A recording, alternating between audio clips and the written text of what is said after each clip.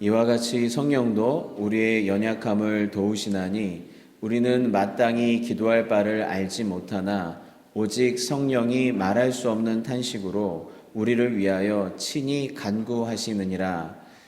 마음을 살피시는 이가 성령의 생각을 아시나니 이는 성령이 하나님의 뜻대로 성도를 위하여 간구하심이니라. 아멘. 성령님께서 우리의 연약함을 도우십니다. 우리 연약함을 도우시는데 우리가 가지고 있는 수많은 연약함이 있죠. 수많은 미련함이 있고 수많은 어리석음이 있죠. 근데 우리가 가지고 있는 연약함 중에서도 가장 큰 연약함, 그것은 마땅히 기도할 바를 알지 못한다는 거예요. 마땅히 기도할 바를 알지 못한다라고 하는 것이 가장 큰 연약함인 것 같습니다.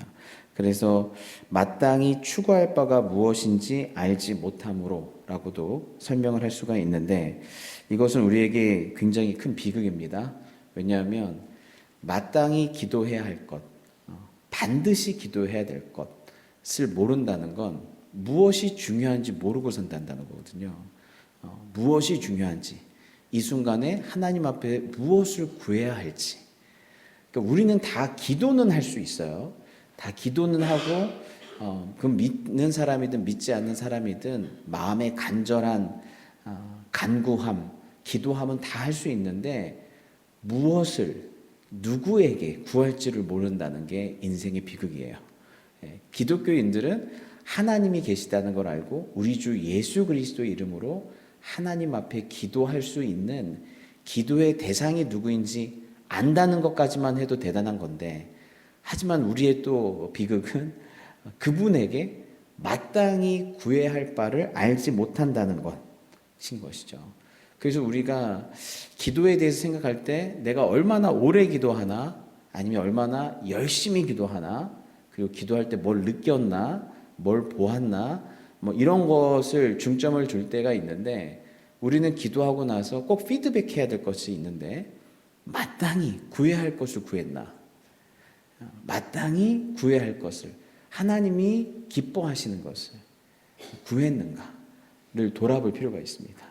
그래서 혹시 이제는 그만 기도해, 그거 구하지 마 라고 하는 것을 계속 구하고 있는 건 아닌가, 아니면 계속 비본질적인 것만 하나님 앞에서 계속 간구하면서 나아간 것은 아닌가를 돌아볼 필요가 있는데, 다행인 것은 성령께서 우리의 그 연약함을 아시고 마땅히 구하지 못하는 걸 항상 놓치고 있는 우리의 모습을 아시고 성령께서 그것을 위해서 기도해 주시고 계신다는 사실입니다. 이러한 연약함은 모세한테도 나타났어요. 모세는 구약에서 예수님을 예표하는 인물, 특별히 예수님의 중보사역, 기도사역을 예표하는 인물로 모세가 많이 등장하거든요. 근데 그럼에도 불구하고 모세도 마땅히 빌 바를 말년에 알지를 못했어요. 그래서 신명기 말씀 보면 3장 23절에 그때 내가 여호와께 구하기를, 이게 모세의 기도예요. 그때 내가 여호와께 구하기를 주 여호와여, 주께서 주의 크심과 주의 권능을 주의 종에게 나타내시기를 시작하셨사오니 천지간에 어떤 신이 능히 주께서 행하신 일, 곧 주의 큰 능력으로 행하신 일같이 행할 수 있으리이까. 구하옵나니 나를 건너가게 하사 요단 저쪽에 있는 아름다운 땅, 아름다운 산과 레바논을 보게 하옵소서. 근데 이미 무리바의 사건으로 인해서 하나님이 모세한테 너는 가나안 땅 못 들어가 그랬단 말이에요. 그러니까 이 모세가 아 그래요? 알겠습니다. 이럴 수도 없죠. 사실은 40년 방야상회를 했잖아요. 가나안 땅 하나를 바라보고. 그러니까 이 기도가 얼마나 간절한 기도이겠어요. 하나님, 그때 저에게 나타났던, 광야에서 저를 만나주셨던 그 하나님, 제가 40년 동안 주님과 동행하면서 마지막 꼬린 지점 앞에 왔는데 이 약속, 이 비전을 제가 정말 보기 원합니다. 간절히 보게 하옵소서. 이때 이게 국어책 읽듯이 읽으면 안 되는 거예요. 정말 보게 해주세요. 이렇게 간절한 거예요. 40년 동안 그 하나를 바라보고 사는 거거든요. 근데 여호와께서 너희 때문에 내게 진노하사 내 말을 듣지 아니하시고 내게 이르시기를 그만해도 족하니. 족하다. 그만해도 족하다. 이 일로 다시 내게 말하지 말라라고 말씀하셨어요. 예. 너는 비스가산 꼭대기에 올라가서 눈을 들어 동서남북을 바라보고 내 눈으로 그 땅을 바라보라. 너는 이 요단을 건너지 못할 것임이니라. 너는 여호수아에게 명령하고 그를 담대하게 하며 그를 강하게 하라. 그는 이 백성을 거느리고 건너가서 내가 볼 땅을 그들이 기업으로 얻게 하리라 하셨느니라.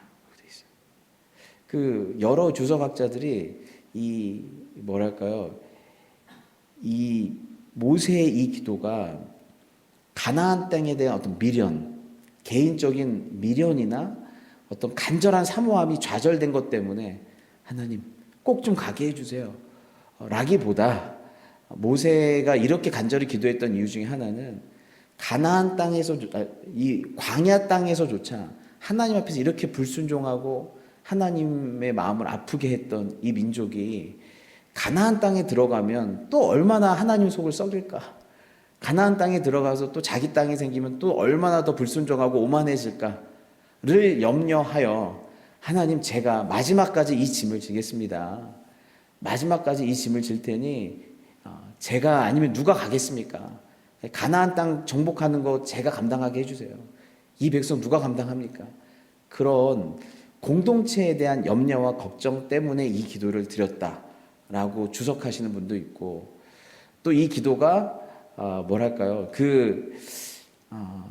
하나님의 그 놀라운 비전과 역사를 가나안 땅에서도 보고 싶은, 그 이전에 광야에서 일하셨던 그 하나님을 이제 가나안 땅에서 일하시는 그 하나님까지 보고 싶은 모세의 열망. 그래서 하나님, 저를 사용해 주세요. 하나님, 여전히 이 백성을 위해서도 제가 필요하고 하나님의 사역과 영광을 위해서도 제가 필요하오니 주님, 저를 사용해 주세요.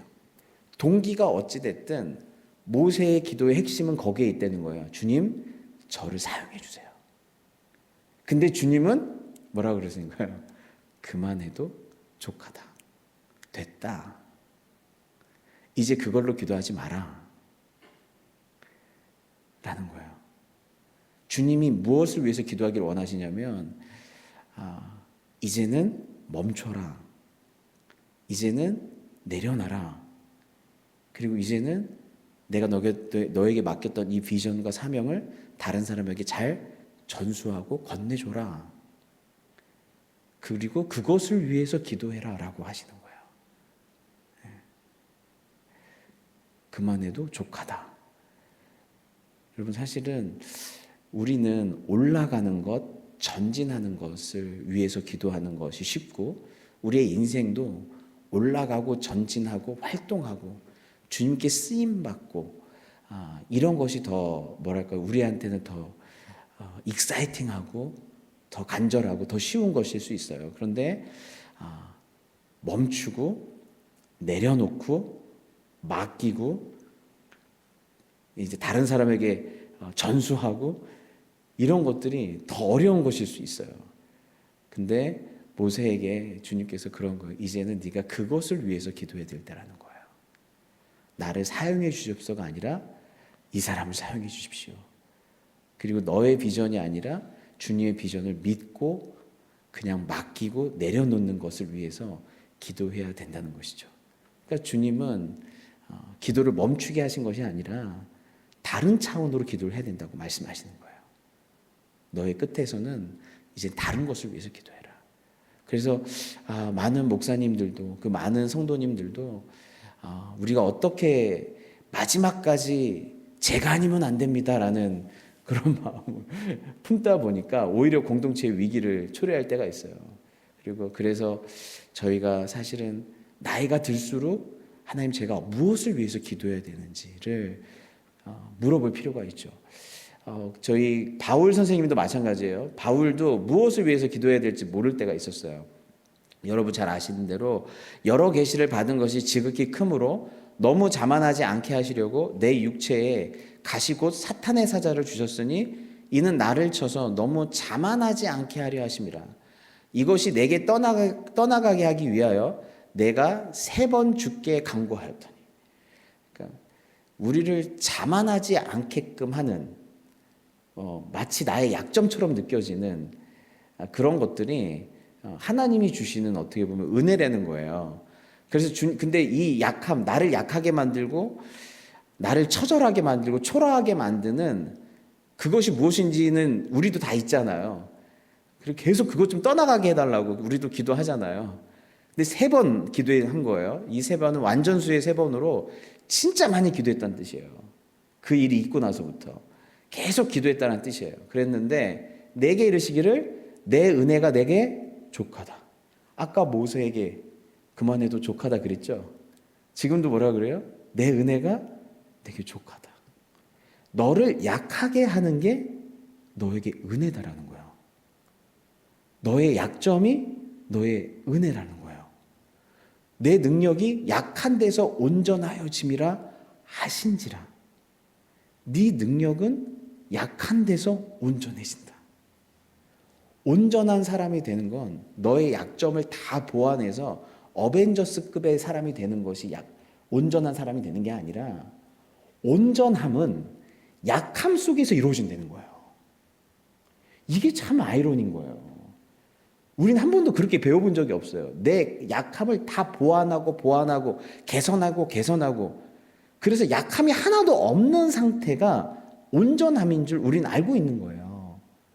그래서 자꾸 내 약함이 컴플렉스고 내 약함을 아무한테도 안 들키려고 그러고 내 약함을 가지고 약함이 진짜 약함이 돼버리는 거예요, 우리한테는. 근데 주님은 약함이 너를 온전하게 하는 통로요, 수단이요, 선물이다라고 얘기를 하는 거예요. 내 능력이 너의 약함 가운데서 온전해진다 하신지라. 그러므로 크게 기뻐함으로 나의 여러 약한 것들에 대하여 자랑하리니 이는 그리스도의 능력이 내게 머물게 하려 함이라. 이번에 성탄절 예배 때 제가 열심히 만든 그 가정 예배지를 좀 보셨나요? 다 좀 해보셨나요? 거기 보면 왜 예수님은 계속 약함 속에서 계셨나? 약한 인간으로 오셔서 죽을 때 사시는 동안 계속 약함을 유지하시다가 죽는 순간까지 가장 연약한 어린 양으로 죽으셨는가? 예수님이 하신 일은요, 자기 죽을 힘을 다해 약해지신 거예요. 죽을 힘을 다해 연약한 인간으로 사신 거예요. 영약성을 계속 유지하신 거예요. 왜 주님은 그토록 연약함을 유지하셨는가?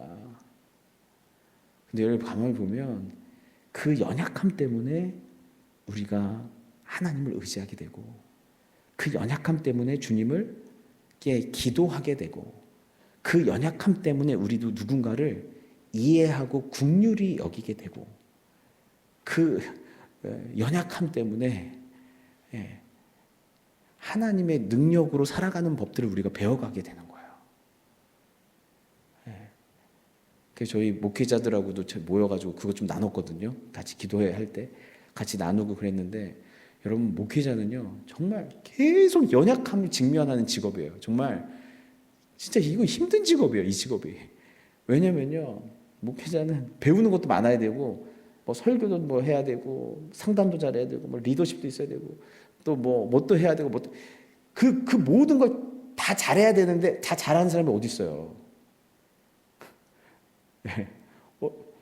단체 전체 대중 앞에서도 잘해야 되고 소그룹도 잘해야 되고 1대1도 잘해야 되고 상담도 잘해야 되고 뭐 기도도 잘해드려야 되고 뭐 성품도 좋아야 되고 그럼 성품도 나면 별로 좋지 않거든요. 실력도 좋아야 되는데 성품도 좋아야 되고 싸가지도 있어야 되고 아무튼 그래요. 또 자녀한테도 잘해야 되고 사모님한테도 잘해야 되고 아무튼 다 해야 돼요. 그러니까 그래요. 그런 걸 다 어떻게 잘해요. 다 잘 못하죠. 그러니까 이 목회자라는 건 우리의 연약함을 항상 직면하는 직업이에요. 와, 난 왜 이렇게 사람을 못 품을까? 난 왜 어떨 때는 또 설교를 잘하는 것 같다. 또 어떨 때는 이렇게 죽을 수 있을까? 왜 어떨 때는 하나도 남는 게 없는가? 계속 연약함을 직면하는 직업이에요. 그래서 우리가 이걸 은혜로 받아들이자. 은혜로 받아들이자. 하나님이 우리를 계속 연약하게 하는 것은 그로 말미암아 우리가 참된 목회자, 참된 신자가 되게끔 하는 수단이기 때문에 그런 것이죠. 그래서 여러분의 연약함을 컴플렉스가 되게 하지 마세요. 그 연약함으로 인해 여러분 그 연약함 속에서 강해지는 법, 그 연약함 속에서 하나님을 의지하고 성령을 의지하고 공동체를 사랑하고 누군가를 긍휼히 여기고 이해하는 존재가 되어가는 것. 그렇다면 그 연약함은 하나님의 축복의 통로인 거예요. 축복의 통로인 거예요. 약할 때 강함이라. 약할 때 강함이라. 그런데 우리는 그것도 모르고 연약함을 저주인 것처럼 컴플렉스인 것처럼 항상 생각하고 세상이 생각하는 그 복 안에 독이 들어있는 건 모르고 세상에 있는 모든 것들이 무조건 축복이라고 생각하고 그 안에 들어있는 시험을 감지하지 못하는 그것이 우리의 연약함인 거죠. 진짜 연약함이에요. 연약함이 복인 걸 모르는 것이 연약함이고 세상이 얘기하는 그 모든 축복 안에 시험이 있다고 하고 우리를 교만하게 만든다고 하는 걸 모르는 것이 또한 우리의 연약함이에요. 근데 감사한 것은 하나님이 우리의 연약함을 불쌍히 여기신다는 게 이게 너무너무 감사한 거예요.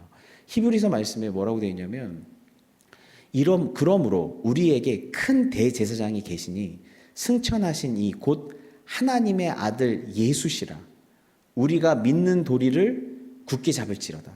우리에게 있는 대제사장은 우리의 연약함을 동정하지 못하실 이가 아니요 모든 일에 우리와 똑같이 시험을 받으신 이로되 죄는 없으시니라. 감사한 건 우리에게 있는 대제사장이 우리의 연약함을 뭐 하신대요? 동정하신대요. 그리고 우리를 똑같이 시험을 받으셨기 때문에 이해하신대요. 그러면서 그러므로 우리는 긍휼하심을 받고 때를 따라 돕는 은혜를 얻기 위하여 은혜의 보좌 앞에 담대히 나아갈 것이다. 긍휼히 여기셔서 때를 따라 돕는 은혜를 주신대요. 우리가 비록 하나님 앞에 나와서 계속 이상한 것을 구하고 비본질적인 것을 구하고 마땅히 빌 바를 구하지 못할지라도 그런 우리를 불쌍히 여기셔서 때를 따라 돕는 은혜를 주신대요. 그래서 어떤 기도는 이루어지지 않게 하시고 또 어떤 기도는 이루어지게 하시고 어떤 기도는 지금 이루어지게 하시고 어떤 기도는 나중에 이루어지게 하셔서 우리가 비록 부족하고 연약하게 구할지라도 우리가 예수 그리스도의 이름으로 은혜의 보좌 앞에 나아간다면 그 때에 맞는 은혜를 주시겠다는 거예요. 그러니까 우리에게 중요한 건 하나님 저는 미련해서 여전히 연약하고 약해서 그리고 당장 눈에 보이는 게 너무 두려워서 하나님 앞에 이게 진짜 하나님이 원하시는 것인지 아닌지도 잘 모르고 구하지만 하나님은 이런 저를 불쌍히 여기셔서 때를 따라 돕는 은혜를 저에게 베푸실 줄 믿습니다. 그러니 저는 오늘도 기도합니다. 오늘도 무릎 꿇습니다. 간구합니다. 때를 따라 돕는 은혜를 주옵소서. 그러니까 기도는 기도하는 것 자체가 그렇게 중요한 거예요. 기도는 기도 자체가 중요한 거예요. 때를 따라 그 기도를 하나님께서 때를 따라 돕는 은혜로 받아서 응답해 주신다는 거예요. 여러분 기도대로가 아니라 긍휼히 여기심이 들어가서 이루어 주신다는 거예요. 이렇게 오늘도 말씀에서 또 우리가 살펴봐야 될 것 중에 하나는 뭐냐면 우리 하나님이 어떤 분이시냐면 마음을 살피시는 이가 성령의 생각을 아시나니 이는 성령이 하나님의 뜻대로 성도를 위하여 간구하심이라고 돼 있어요. 우리가 기도해야 되는 이유 중에 하나는 하나님은 마음을 살피시는 이라는 거예요. 하나님은 우리의 마음을 살피시는 분이시다. 근데 여기에서 하나님이 우리의 마음을 살핀다고 할 때 이것이 항상 좋은 것만은 아니에요. 왜냐하면 우리의 마음이 깨끗하면 좋은데 우리의 마음이 항상 청소되면 좋은데 우리의 마음이 굉장히 더러워요. 그래서 예레미야 17장 9절 10절에 보면 만물보다 더 거짓되고 아주 썩은 것은 사람의 마음이니 누가 그 속을 알 수 있습니까? 각 사람의 마음을 살피고 심장을 감찰하며 각 사람의 행실과 행동에 따라 보상하는 이는 바로 나 주다, 이렇게 돼 있어요. 그런데 이 마음이 뭐예요? 만물보다 거짓돼서 내 마음에 내가 또 속아요. 사람은요, 자기 마음에 자기가 속아요. 자기 마음을 자기도 몰라요. 이 마음이 하도 더럽고 이게 기만적이어가지고 내 마음을 나도 모르고 내 마음에 나도 속아요. 그래서 우리가 상담이란 것도 받고 뭐 그런 거예요. 나도 내 마음을 몰라가지고, 나도 나한테 너무 속아가지고 그렇게 합리화하고, 그렇게 나를 막 보호하고 이러느라고 나도 내 마음을 모르는 거예요. 그런데 각 사람의 마음을 주님이 어떻게 해요? 살피는데 심장을 감찰하신대요. 히브리 개념에서 심장은 마음을 만들어내는 곳이에요. 이 마음을 만들어내는 곳, 그러니까 더 깊은 마음인 거죠. 더 깊은 마음까지, 그 동기까지 감찰하세요. 그래서 그 각 사람의 행실과 행동이 어떤 마음에서 나왔는지를 감찰하시는 거예요. 어떤 심장에서 나왔는지, 어떤 동기에서 나왔는지, 어떤 상처에서 나왔는지, 어떤 잘못된 생각에서 나왔는지. 그 주님은 우리의 마음을 아시는 거예요. 우리의 심장을 아시는 거예요. 그런데 그게 아름답지가 않잖아요. 좋지가 않잖아요. 그러니까 주님이 결론은 인간들의 마음을 다 살펴본 결과 창세기 6장에서 인간들의 마음의 계획이 항상 악하다라는 걸 알게 됐어요. 자기중심적이라는 걸 알게 됐어요. 불경건과 불의 가운데 있다는 걸 알게 됐어요. 그래서 어떻게 해요? 다 쓸어버리기를 결정하셨어요. 여호와께서 사람의 죄악이 세상에 가득함과 그의 마음으로 생각하던 모든 계획이 항상 악할 뿐임을 보시고, 그러면 그 인간이 만들어낸 행실, 만들어낸 사회가 지옥이 될 거란 걸 아시니까 하루라도 빨리 쓸어버리는 게 하나님 은혜예요, 사실은. 땅 위에 사람 지으셨음을 한탄하사 마음에 근심하시고 이르시되 내가 창조한 사람을 내가 지면에서 쓸어버리되 사람으로부터 가축과 기는 것과 공중의 새까지 그래하리니 이는 내가 그것들을 지었음을 한탄함이니라 하시니라. 마음을 보면 볼수록 탄식이 나올 수밖에 없는 존재, 한탄할 수밖에 없는 존재, 희망이 없는 존재라는 거예요, 인간의 마음은. 그래서 인간의 마음이 아무리 선하다라고 해도, 아무리 양심적이라고 해도 그 마음 속에 결국 인간은 스스로 멸망할 수밖에 없는 존재, 심판받을 수밖에 없는 존재라는 결론이 너무 금방 나왔어요. 그래서 노아 홍수가 쫙 임하는 거예요. 그리고 노아 홍수 이후에 인간이 개선됐는가? 그렇게 큰 심판을 당하고 나서 인간이 변화됐는가? 아니에요. 똑같아요. 매 맞으면, 벌 받으면, 군대에서 고생하면, 해병대 캠프 갔다 오면 인간이 바뀔 것 같은데, 그렇게 크나큰 고통을 당하면 인간이 변화될 것 같은데, 하나님, 제가 인생을 너무너무 망가지게 살아가지고 내 몸이 너무 망가졌어요. 이거 한 번만 치유해 주시면 제가 새 사람 살게 되겠습니다. 그래서 치유를 해 주셨는데, 근데 또 여전히 어떻게 해요? 똑같아지는 거죠. 그 얘기는 뭐예요? 인간의 마음에는 희망이 없다는 거예요. 그런데 똑같은 인간의 마음을 보시고 나서 하나님이 인간을 멸하지 않아요. 노아가 여호와께 제단을 쌓고 모든 정결한 짐승과 모든 정결한 새 중에서 제물을 취하여 번제로 제단에 드렸더니 여호와께서 그 향기를 받으시고 그 중심에 이르시되 내가 다시는 사람으로 말미암아 땅을 저주하지 아니하리니 이는 사람의 계약하는 바가 어려서부터 악함이라. 내가 전에 행한 것 같이 모든 생물을 다시 멸하지 아니하리니라고 되어 있어요. 아까는 똑같이 사람의 마음에 계획하는 바가 어려서부터 악해서 심판하셨죠. 근데 지금 노아 홍수 이후에 사람이 하나도 안 변했어요. 여전히 사람의 마음이 계획하는 바가 어려서부터 악해요. 근데 하나님이 멸망하지 않겠대요. 심판하지 않으시겠대요. 무슨 차이가 있는 거예요? 인간 안에서 어떤 변화가 있었나요?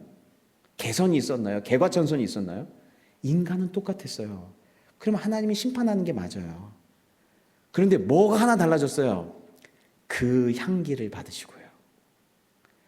제단에서 노아가 드린 제단의 향기를 받으시고 인간은 똑같은데 인간을 심판하지 않기로 결정하신 거예요. 제단에서의 그 향기, 이것이 무엇을 보여줘요?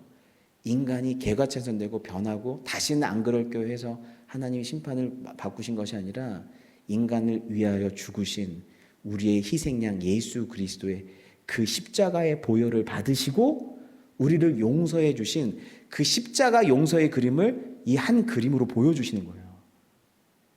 그래서 예배소 5장 2절에 뭐라고 그래요? 그리스도께서 너희를 사랑하신 것 같이 너희도 사랑 가운데 행하라. 그는 우리를 위하여 자신을 버리사 향기로운 제물과 희생 제물로 하나님께 드리셨느니라로 돼 있죠. 향기로운 제물. 노아 홍수 때 뭐였어요? 그 향기를 받으시고. 사람은 여전히 악하지만 그 향기를 받으셨다고 그랬죠. 누구를 받으신 거예요? 향기로운 제물 대신 예수 그리스도의 그 완전한 순종과 사랑을 받으신 거예요. 그 향기, 제단에서 올라오는 그 향기로 말미암아서 우리를 심판하지 않으시는 거예요. 그러니까 여러분이 예수 그리스도의 이름으로 구한다는 건 여전히 우리의 마음이 온전하지 않고 부족하지만 여러분의 기도에 무엇이 있는 거예요? 그리스도의 향기가 있는 거예요. 예수 그리스도의 보혈로 나아가는 거예요. 그러니까 주님이 받으시는 거예요. 좀 더 나아가면 성막 시대에는 이 향기가 어떤 향기가 더해져요? 제단의 향기뿐만 아니라 성막 시대, 성전 시대로 들어가면 분향단에서 기도의 향기가 올라가요. 그 향기를 끄지 말라고 그래요. 그 기도의 향기가 나중에 계시록에서는 어떻게 보이냐면 이렇게 얘기하죠. 또 다른 천사가 와서 금향료를 들고 제단에 섰습니다. 요한계시록이에요. 섰습니다. 그는 모든 성도의 기도에 향을 더하여서 보좌 앞 금제단 앞에 드리려고 많은 향을 받았습니다. 그래서 향의 연기가 성도들의 기도와 함께 천사의 손으로부터 하나님 앞으로 올라갔습니다. 기도의 향기가 올라가는데 향의 연기가 성도들의 기도와 함께 천사의 손으로부터 하나님 앞으로 올라갔대요. 그 얘기는 뭐냐면요. 우리의 기도에 향기가 더해졌다는 거예요. 그러니까 우리의 기도 자체는 향기로울 수가 없다는 거예요. 거기에는 막 탄식이 있고요. 몸부림이 있고요. 욕심이 있고요. 우리의 막 상처가 있고요. 막 이런 것들이 막 있어요. 그러니까 우리는 마땅히 구해야 할 바를 구하지 못하고 올라가는 연기란 말이에요. 근데 거기에 뭐가 더해져요? 향기가 더해져요. 여러분, 이 향기를 통해서 이 기도가 어떻게 해요? 수정되고 보완되고 변경되어서 하나님 앞에 올라가서 하나님 받으시는 거예요. 그렇다고 하면 이 향기가 뭘까요? 아까 예수 그리스도의 보배로운 향기일 수도 있겠고 이 향기가 뭘까요? 우리의 기도와 함께 올라가는 향기. 오늘 봤던 성령의 탄식하는 기도예요. 우리를 위해서 기도하시는 성령님의 기도예요. 우리를 위해서 기도하시는 예수님의 중보예요. 그러니까 우리의 기도는 어떻게 되는 거예요? 우리의 기도를 예수님의 기도와 성령님의 중보를 통해서 성령님의 기도를 통해서 우리의 기도가 변형되고 조정되고 온전케 되어 하나님 앞에 올라가는 거예요.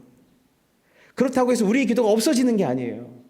하나님, 임채영 목사 이런 두려움 가운데, 이런 걱정 가운데, 이런 근심 가운데, 이런 상처 가운데 하나님 앞에 구했지만 이 기도 속에 하나님께서 주님의 사랑을 부으시고 긍휼을 부으셔서 이 연약한 가운데 더 온전하게 하시고 하나님의 거룩하신 뜻을 믿는 믿음을 더하여 주시고 하나님의 소망이 이루어지게 하시고 하나님의 그 기도가 내 기도에 합쳐져서 온전한 기도로 변형되어 하나님 앞에 올라간다는 거예요. 그러니까 우리의 마음의 기도에 어떤 것들이 역사하는 거예요? 우리 예수 그리스도의 보배로운 보혈의 향기, 제물의 향기, 십자가의 보혈, 예수님의 공로와 그리고 또 뭐예요? 우리 성령님의 생각과 기도, 나를 향한 기도가 같이 올려져서 우리의 기도를 받으신 줄 믿습니다. 그래서 우리 하나님이 뭐예요? 마음을 살피시는 이가 성령의 생각을 아시나니, 성령의 생각을 아시나니, 성도들을 위한 하나님의 뜻대로, 성령이 하나님의 뜻대로 성도를 위하여 간구하십니다. 성령이 하나님의 뜻대로 성도를 위하여 간구하심이라. 그 성령의 기도를 들으시는 하나님. 저는 우리 하나님이 기도하라고 해서 너무 좋아요. 여러분, 이게 너무 놀랍지 않아요? 하나님은 만왕의 양이시고 다 아시는 분이에요. 그리고 주권자세요.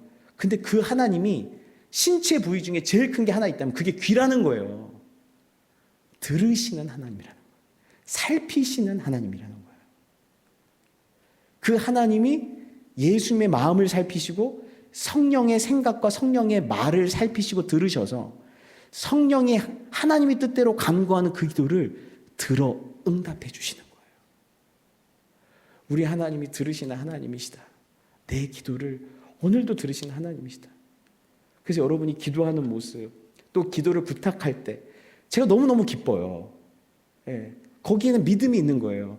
우리 하나님은 나를 살피신 하나님, 내 기도를 들으신 하나님, 그리고 비록 내 부족하고 연약하고 힘든 마음으로 했던 기도일지라도 그 기도에 누가 역사해요?